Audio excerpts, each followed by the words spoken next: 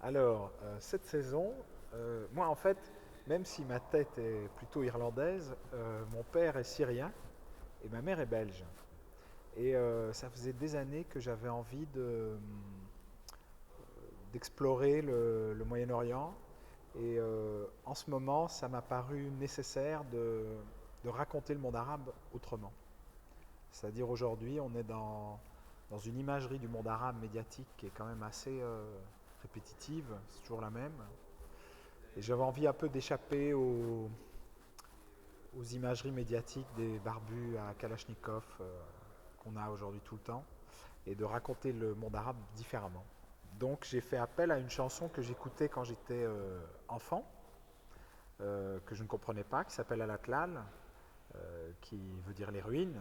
Je ne l'ai découvert que beaucoup plus tard, qui est une chanson d'Oum Kalsoum, mythe du monde arabe, figure mythologique contemporaine, quatrième pyramide d'Égypte, comme on dit là-bas, au Caire, et qui est une chanson qui parle des ruines, d'un amour en ruine, et d'une envie de libération d'une femme.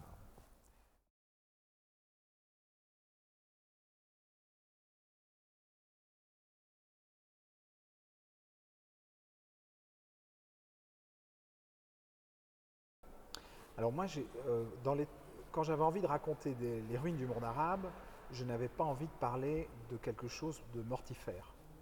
C'est pour ça que j'ai fait appel à Darwish, parce que Mahmoud Darwish, immense poète palestinien, euh, parle de la pulsion de vie qu'il y a. Parce que les ruines, c'est à la fois ce qui a été détruit, mais c'est à la fois ce qui reste. C'est à la fois ce qui a résisté, ce qui demeure, ce qui continue à vivre. Et en ayant lu pas mal de choses, j'ai remarqué que dans les situations de ruine, ça plaçait les gens dans un état de pulsion de vie. Et c'est cette pulsion-là qui m'intéresse, moi. C'est la vie qui m'intéresse, c'est pas la vision mortifère.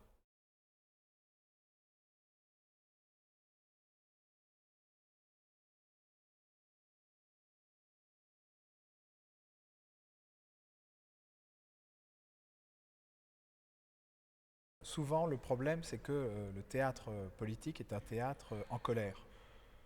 Et le problème, c'est que la colère, ça provoque de la protection. Donc les gens n'écoutent pas le spectacle, ils se protègent.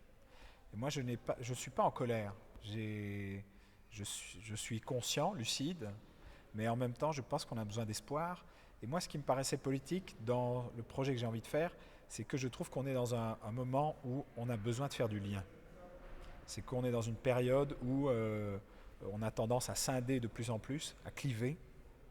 Et je pense qu'on a besoin de raconter le monde arabe à des gens qui le connaissent peu, de le raconter d'une autre manière.